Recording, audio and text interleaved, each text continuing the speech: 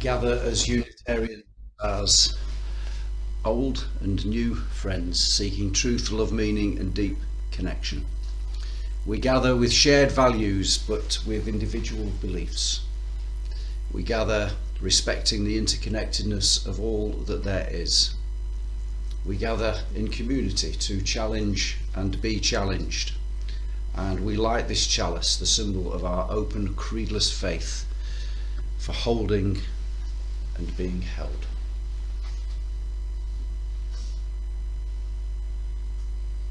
Well, good morning, everybody. Good morning. Welcome. We're going to sort the future out this morning, all in the space of an hour. You don't look like you believe me, but anyway, we'll see. I'd like to begin with reading what I believe to be a prayer that Pope Francis wrote a day or two ago. I have not had a chance to check whether this is correct or not, just to say, but I'd like to read it because it's a beautiful set of words. In definition of hospital, Pope Francis. The walls of hospitals have heard more honest prayers than churches. They have witnessed far more sincere kisses than those in airports. It is in hospitals that you see a homophobe being saved by a gay doctor, a privileged doctor saving the life of a beggar. In intensive care, you see a Jew taking care of a racist, a police officer and a prisoner in the same room receiving the same care, a wealthy patient waiting for a liver transplant ready to receive the organ from a poor donor. It is in these moments when the hospital touches the wounds of people that different worlds intersect according to a divine design. And in this communion of destinies, we realize that alone we are nothing. The absolute truth of people most of the time only reveals itself in moments of pain or in the real threat of an irreversible loss. A hospital is a place where human beings remove their masks and show themselves as they truly are. This life will pass quickly, so do not waste it fighting with people. Do not criticize your body too much. Do not complain excessively. Do not lose sleep over bills. Make sure, if you hug, to hug your loved ones. Do not worry too much about keeping the house spotless. Material goods must be earned by each person. Do not dedicate yourself to accumulating an inheritance. You are waiting for far too much. Christmas, Friday next year, when you have money, when love arrives, when perfection arrives. Listen, perfection does not exist. A human being cannot attain it because we are simply not made to be fulfilled here. Here, we are given an opportunity to learn. So make the most of this trial of life and do it now.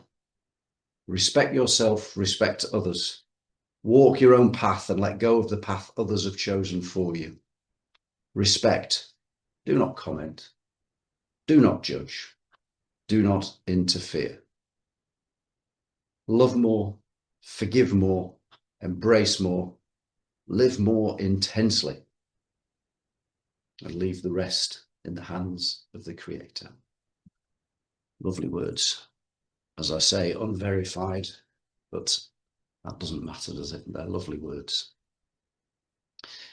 Well, lovely to be here up at Newcastle. I think most of you know that John and myself with Unitarian Transformers are in the process of hoping to set a way forward into the future that was perhaps not previously envisioned in the way that it may turn out to be. And so some reflections around the idea of a future and what should be at the core of it today. The first part will be reflective. I'm doing a very short Lectio Divina process. So that's where I'll be repeating the same passage 3 times with silence in between and inviting you to just reflect on the words that are chosen.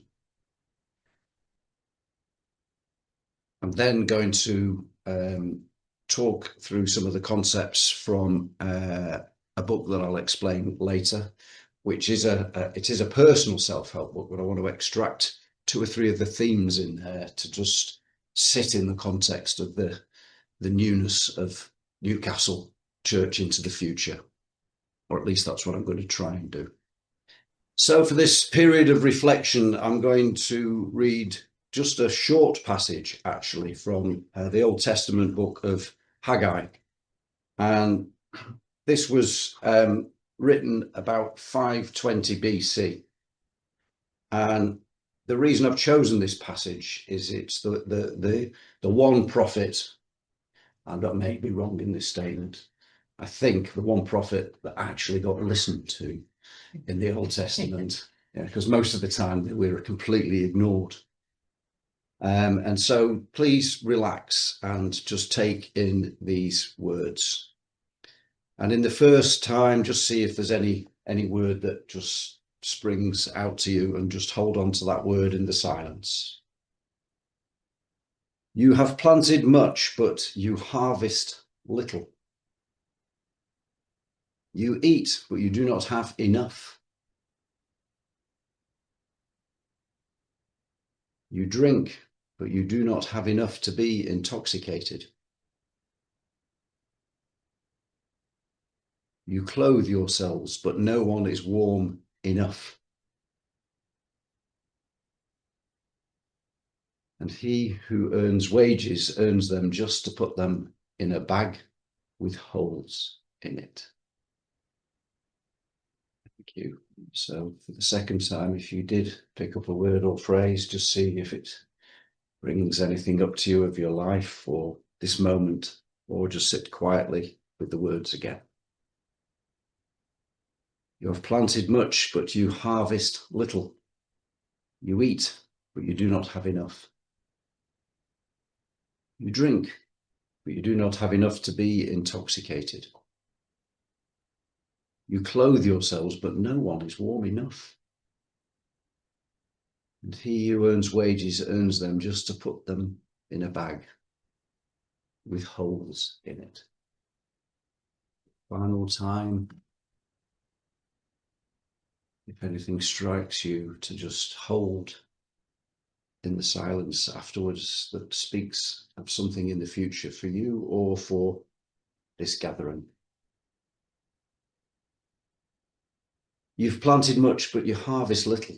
You eat, but you do not have enough. You drink, but you do not have enough to be intoxicated. You clothe yourselves, but no one is warm enough. And he who earns wages earns them just to put them in a bag with holes in it. Has anybody got any word or phrase or anything that came up from that they'd be willing to share? No obligation, it just means I talk a bit more. I think the feeling that you earn money only to put it in a bag with holes in it would be common about pretty much as soon as people started earning things throughout human history. That would have been pretty accurate for most people. Unable to be satisfied by the material alone. Put our money, we've always put our money in a bag with holes in it. I like that idea. It's a bit miserable, but I like it. Enough stood up for me. I mean, we never do have enough. We never have enough. We never have enough. So the context that I didn't set of Haggai's words at the start is, it did say he was a prophet that was listened to. But the purpose of those words, it kind of effectively misses at the end the implied statement. So he who earns wages earns them just to put them in a bag with holes in it, because God has withheld his blessing. So the aim of this paragraph is to say the people that he was talking to was, you need to rebuild the temple. So this is all set in the context of you're doing all this stuff, but you are not rebuilding the temple. So no matter how much stuff you do, if you don't rebuild the temple, your life is going to be empty. So you are going to have holes in your back. So you are not going to be warm enough, etc., etc. And so it's a real strong direction to the rebuilding of the temple. I'm not suggesting that Newcastle Unitarians are likely to rebuild a temple in the sense of a building, but I am making the statements that you are rebuilding the message of Unitarians. And it's a powerful reminder, and the whole of the Old Testament is about the people stepping away from God in a variety of, in many instances, horrific ways, and certainly horrific stories.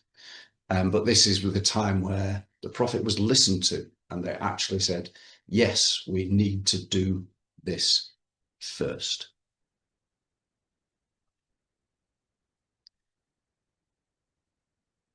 So I'd like to continue the reflective period that we're in. And this is about our own personal connection. I'm just going to play a piece of music from a singer called Kathy Zavada. And this is from a favourite album of mine, which is Songs from the Untethered Soul. There's a book called The Untethered Soul. Some of you may have heard of it or not, which is a book of spiritual exploration. And these is one of the songs that sits with it. So it's about 4 minutes long, and it's another period of repeated words and reflection. So in listening to the words of the old prophet, giving us a hard time, really, reminding us that, you know, if you're not building the temple, what's it all about? But also, when we gather together, whatever our view of spiritual connection is, you know, we need to get to that place where we are still, and we can experience something that is, you know, hopeful, optimistic, not allowing the holes in the backs, perhaps. You know, that's the same thing. We have to do it as a person as well as a people together. Yeah, I mean, in terms of that embracing change, I've thought about that quite a bit over the last couple of months for reasons I won't share with you about ministry. You know, when you retire as a minister, we kind of don't retire as a minister because it carries on. And also, I think, you know, I've gone into ministry not actually believing I'll ever retire as minister unless I'm no longer capable, is how I've gone into it. But some people do retire but don't let go, and some people don't retire because they can't. Yeah, it's tough, isn't it? It's tough. Anyway, one of the prophets of the Bible who was listened to, just to remind you at the start, you know, this got to rebuild the temple. So the book is about the fact they're going on with the daily life, trying to get all this stuff done, but not actually bothering to speak to God and build God's temple. And it doesn't take a genius to work out that we're talking here in Newcastle about a new way of offering Newcastle Unitarians into the community. And so I sit there and say, wherever that sits in this, the courage to be disliked, a decision's been made that actually you are looking to rebuild the temple or offer the temple, perhaps a better way to describe it, on the basis that there isn't going to be a building as such. But I'd like to look at a couple of those that we just read through in the context of the change here. So the importance of self-acceptance. So Newcastle Church, flaws and all, you know, here we are, a few gathered people. The pain that you've experienced in having to leave your church, you know, which I can't imagine was a easy or unpainful process. And yet you've acknowledged that here you are, and therefore something different needs to happen. Fantastic. You know, I wish there are many times in my life where I feel I could look back and go, I wish I'd done that then, didn't. And then the role of courage. And I think that's really, really important.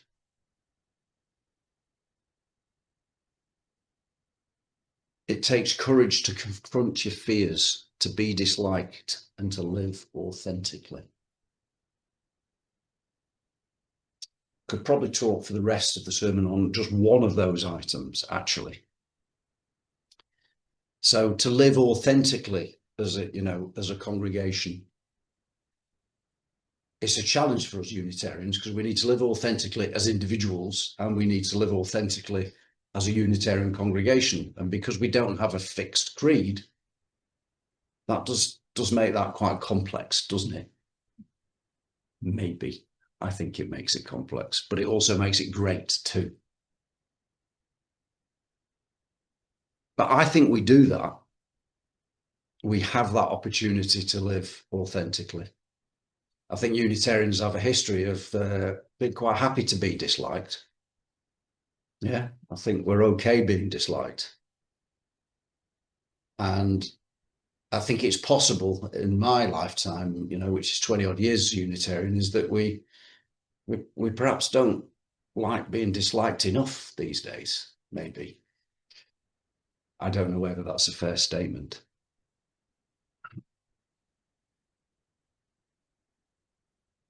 And then confronting our fears.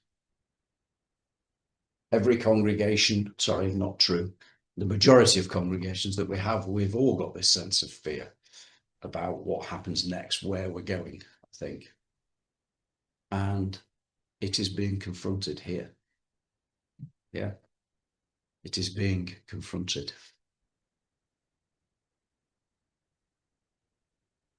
And our illusion of inferiority, hands up if you ever have an illusion of inferiority. Yeah, I suppose so. Yeah, we've got any hands up online? We've got some nodding going on. We've got some nodding going on. And so set in the context of the Unitarian Church that I've experienced, as I say, these last 20 years, I'd split it broadly into the 10 years when I was moving towards being called to a minister, and then the 10 years since I've trained and become a minister. And I'd say in the first half, we were very grungy and miserable about the state of affairs, that it was all gloom and doom and going downhill, and we were a waste of time. I'm paraphrasing and stereotyping and all of that, but that was my experience. And the second half, I felt there's a great sense of stability around us, despite all the sense of concern as well. And in amongst that, there remains this big feeling that actually we are just failing and disappearing, and I think we can create an illusion of inferiority. Would anybody like to challenge me or agree with me on that?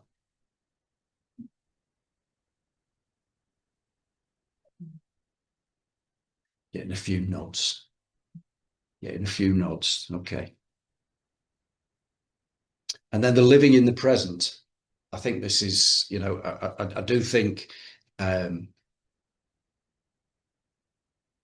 inferiority that we do have, sorry, just to go back to that, is that because we are a little group, you look at the Church of England and its size, or the Catholic Church, and, what blooming difference can we make, Yet we've got a strong history of making big differences, to use the phrase, kicking above our weight, we definitely do. But more importantly, the necessity of trying to kick. Yeah, it's not necessarily about succeeding with whatever it is we're doing, but the necessity that we must try. And that's what I think Newcastle bring to the party, as it were, in our attempts to do something different, is we're recognizing that actually we're lifting this illusion of inferiority, I hope, yeah, and taking steps to say, here we are, we're going to try and do something. And the living in the present, it's one that we all know well, I'm sure, in our lives. We get stuck in whatever it is from the past, or we get concerned about whatever it is in the future, and we forget what's going on right now. I'm pretty sure there isn't a human being alive who hasn't done a version of that at some point, and indeed for many of us for a long period of time. And right now, there is an opportunity to live in the present, taking the past with us, bringing it with us. So we're not living in it, we're carrying it forward. And we don't know what the future is going to be. And so we don't need to worry about that too much right now. We just know that there's going to be one. And so I think we're in that very, very strongly in that place of living in the present. And the phrase that was used here to describe helping others, the power of contribution. Well, how wonderful, isn't it? I think it's wonderful that one of the ideas presented here is that we are going to engage in the community with a spiritual gathering in a way that hasn't been done before, without really knowing where it's going, but with a strong aim of supporting and engaging with others. You know, that is the power of contribution. It's what we all want to try and do. But something that I say regularly at small gatherings is it isn't about the few people here who are lovely and don't necessarily have time and energy to go out and do whatever it is we'd love to do, but creating the space where that might happen. Just creating the space where that might happen, that is exactly where we are here, is potentially creating that space. And then, of course, back to embracing change, which we talked about before. You know, we have to be open to that new experience, because new experiences come whether we're open to them or not. And it's easy to say, yes, we have to be. There are times in life where it's just an absolute challenge. You just do not want any more new experiences. You certainly don't want to be given new experiences by somebody or something else. Yeah, you know, we want to have the chance to manage that new experience ourselves. But it's all there. It's all there. So I really wouldn't, I'd like to rip up the title of the book as a self-help book of The Courage to Be Disliked, and take those that I've just talked about and say, this is about the courage to be. Yeah, the courage to be Newcastle Unitarians, the courage to be something that we currently aren't. And within that courage to be, you're still doing the same things, but you're doing it as a unity of people. Any comments, questions, challenges, objections? So I guess that is building a temple. A temple isn't a physical building. We know that because there is no physical building that there was in the past. Mm-hmm. A temple is the group of people. Exactly. Together. What is a temple? What is a temple? I think that's exactly what's happening. I've recently been told that I probably have a form of cancer, which has made me think about the future. Indeed. Present. One practical result is I've been going through my large collection of books, getting rid of ones that I'm never going to use. Yeah. Excellent. And that's good. That's good. I don't mean the cancer, obviously, but the fact that you get through and look at something to change. Absolutely.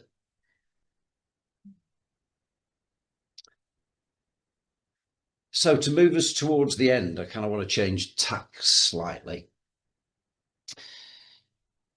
I thought we could just spend a couple of minutes defining God, because it shouldn't take us long.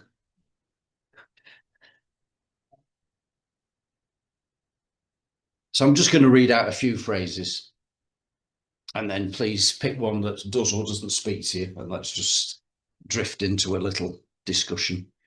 Strangely enough, I'm not expecting this to get to a conclusion, although I have a direction which will become clear in itself. So I'll just say a few phrases and a little bit of silence, and then let's just see where the discussion's.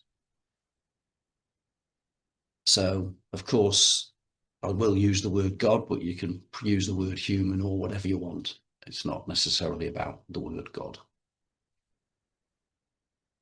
Absence of proof is not a proof of absence. God created the universe.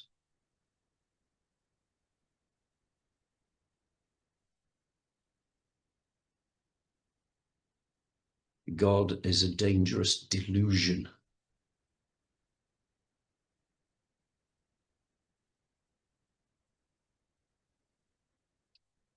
Spirituality is the desire to be holy rather than happy.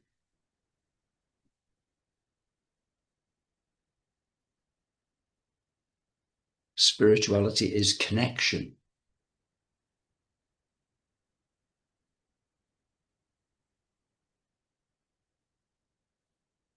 We are not human beings with a spiritual life, but spiritual beings with a human life.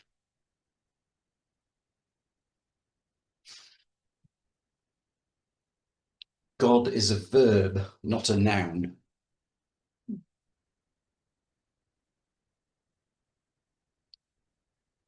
And spirituality is for people who don't want to study physics. That one wasn't a serious one. I just put that in at the end. So the bits about God and spirituality there. Does anyone grab any of you? Got a comment on any of it? Does one say, yes, that's me, or, oh, I don't like that? I was in a Methodist service and the minister came round asking members of the congregation what they thought about God. And people were given the answers that they thought were correct. He came and asked me, and I replied in one word: inscrutable. Inscrutable. Inscrutable God. There's a noun, so I've got to do God as something. Yeah, because I definitely feel that there is something that is not me. And I think it speaks really strongly to where Newcastle Unitarians are right now, because we want to rebuild the temple without a building. Yeah, we want to give our Unitarian message out without a definition of a place or a being. And so are we not stepping forward as this verb, you know, this offering the good? And I like the idea that it is this action, whilst at the same time it implies a contemplation. And so that speaks well to me. Any look there, Louise? Yes, we have the connection back. So yes, just general comments that this is very inspiring. Thank you. So, So before we sing our final hymn, any further thoughts? Are we spiritual beings? Are we all going to be able to bounce out of the room as a verb? What do you think?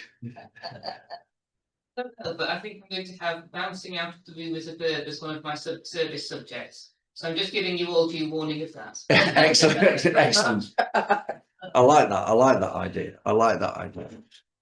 Great. Well, let's we'll go to our final hymn now, which is number 198. We'll build a land. We'll just start in a second, if that's all right. But just to remind you of the process today, I suppose it is a process. You know, we had our Lectio Divina on those short words, reminding us that we must rebuild the temple. We've then engaged with what on the face of it is a series of self-help declarations, which are all helpful for us, and sometimes hurtful and harmful and difficult to work with. We will all have done our various things in our lives. But within that, there's a framework which says, actually, here as a body of people, there's a set of stuff that we are doing quite well here, and that actually we need to just concentrate on these bits that we're doing well and carry them forward. That's what it speaks to me. And however we view our spiritual connection, and that's one of the things that I love about being Unitarians, is there is so many versions of that. And I know within mainstream religion there are many versions of what God is too, but I think we've just got a broader aura around how we are comfortable allowing people to connect to whatever it is. And what we're all trying to do is find a place where we're okay ourselves, but also we're okay to make a difference, you know. And we can't be okay all ourselves all the time, and we can't necessarily make a difference all the time. But what we can do is make a reasonable effort to get in those places as often as we can. you know, and that's for me what it's all about, being a Unitarian, and what the optimism of the project here is all about. So the closing words, let's just have a short period of silence to finish. May I be open to the guidance that allows me to use this world well. In each moment and with each challenge, may I be open to wisdom, to goodness, and to respect. May each moment of drought be refreshed in an open, invigorated spring. May I see what is bad, what are expressions of neglect. May I strive to live in unity with all, loving them with all the challenges that I have around loving myself. May I love the unlovely. May I work for those whose burdens weigh heavily upon them. Burdens of ignorance, burdens of wickedness, burdens of lack of acceptance in each of our many contradictions. May I hope to be part of a time in which seeking this guidance allows for a forever flow of loving kindness between all humanity and around and through all that there is. Amen.